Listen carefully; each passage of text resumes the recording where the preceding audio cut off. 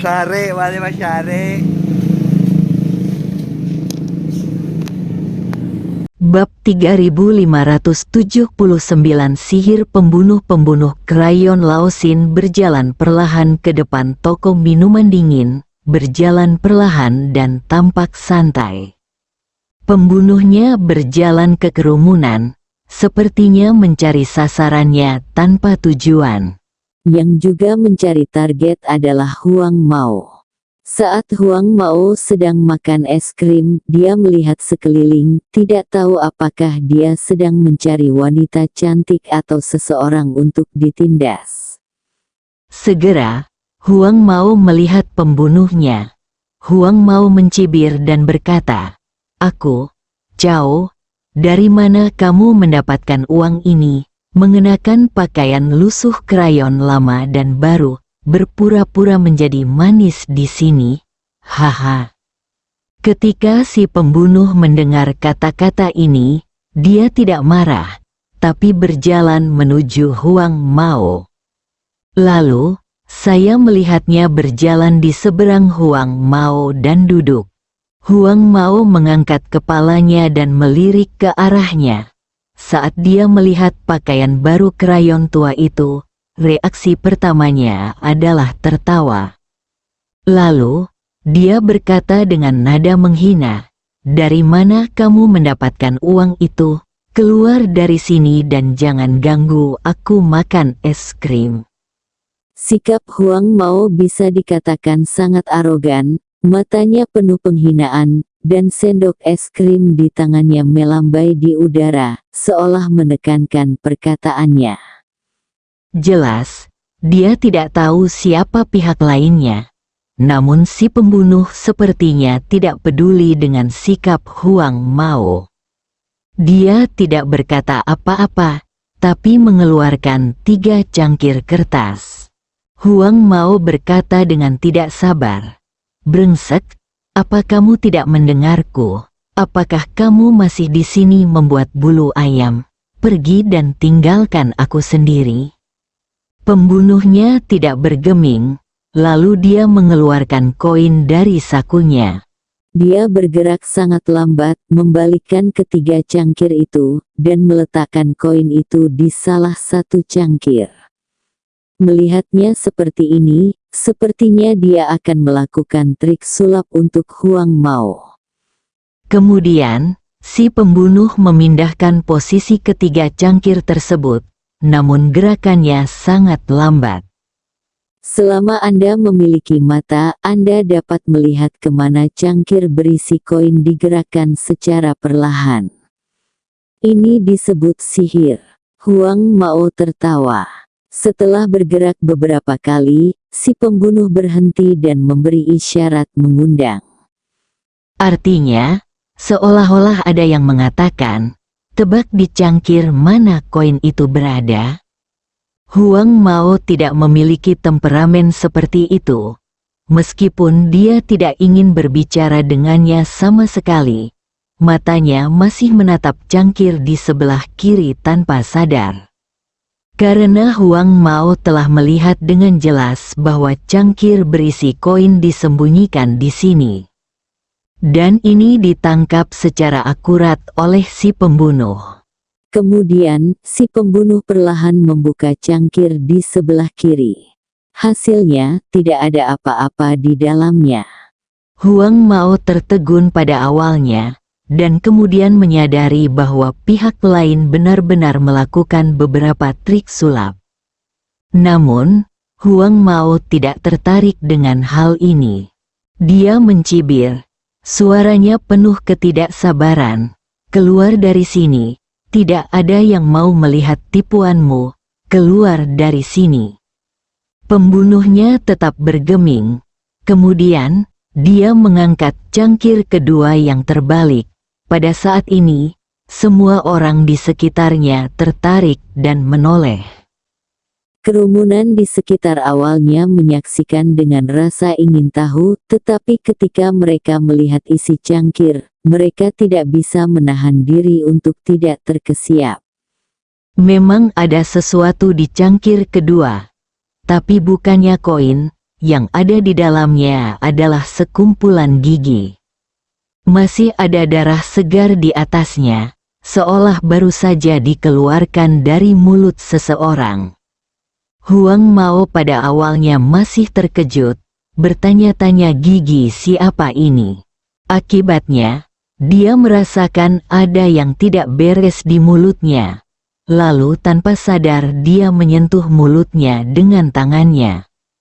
Kemudian dia menemukan bahwa yang disentuh tangannya adalah bibir yang mengempis. Giginya hilang, lalu datanglah rasa sakit yang menyayat hati. Huang Mao segera melompat, dengan ekspresi ngeri dan kaget di wajahnya. Ah, Huang Mao berteriak ngeri, hampir kencing ketakutan. Dia mundur 2 langkah, menunjuk si pembunuh, dan berkata dengan suara gemetar, "Kamu, apa yang kamu lakukan? Siapa kamu? Apa yang kamu lakukan?" Namun, mulutnya tampak mengecil karena kehilangan gigi, dan ketika dia berbicara, ucapannya tidak jelas dan orang lain tidak dapat memahami apa yang dia katakan. Namun si pembunuh tetap bergeming. Masih ada wajah tersenyum di topeng itu, tapi ekspresi sebenarnya di balik topeng itu tidak terlihat. Lalu dia membuka cangkir ketiga. Saat Huang Mao menyadari ada yang tidak beres, semuanya sudah berakhir. Di dalam cangkir itu, sebenarnya ada 2 bola mata. Itu mata Huang Mao. Melihat Huang Mao lagi, matanya telah dicungkil tanpa diketahui kapan, hanya menyisakan 2 lubang berdarah. Ah, Huang Mao menjerit nyaring. Dia menutupi wajahnya dengan tangannya dan lari sembarangan, seperti lalat tanpa kepala. Saat penonton di sekitar melihat pemandangan ini, mereka pun ketakutan. Mereka akhirnya menyadari bahwa ini nyata dan bukan pertunjukan horror night. Untuk sesaat, semua orang berteriak dan lari ke segala arah. Toko minuman dingin yang semula ramai tiba-tiba berubah menjadi kekacauan. Orang-orang saling mendorong dan berebut untuk melarikan diri dari tempat yang menakutkan ini. Pemilik dan karyawan toko minuman dingin tersebut begitu ketakutan sehingga mereka bersembunyi di dalam toko dan tidak berani keluar. Mereka hanya bisa dengan gugup mengamati situasi di luar melalui jendela. Kemudian, si pembunuh berdiri. Dia tidak melihat ke arah Huang Mao lagi. Dia juga tidak mengejar orang-orang yang melarikan diri. Dia pergi begitu saja seolah-olah tidak terjadi apa-apa, seolah-olah itu tidak ada hubungannya dengan dia.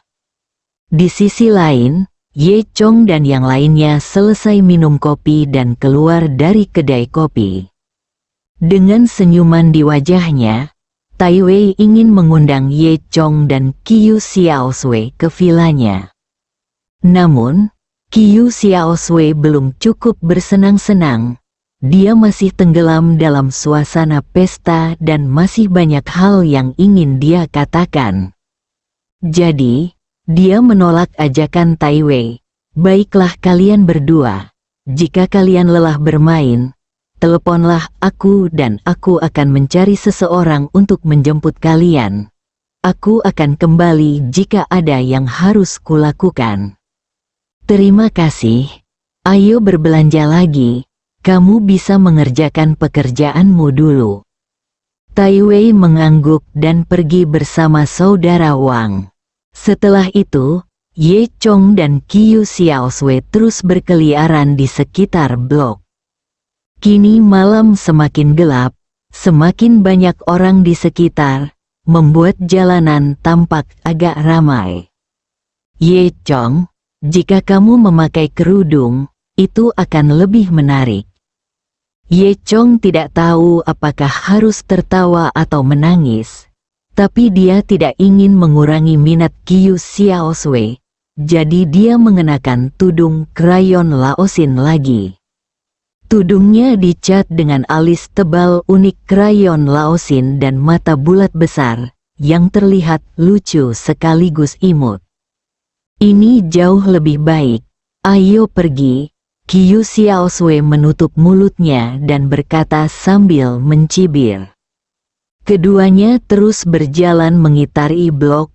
Lentera berwarna merah terang di kedua sisi jalan memancarkan cahaya redup, menambah suasana misterius di malam hari.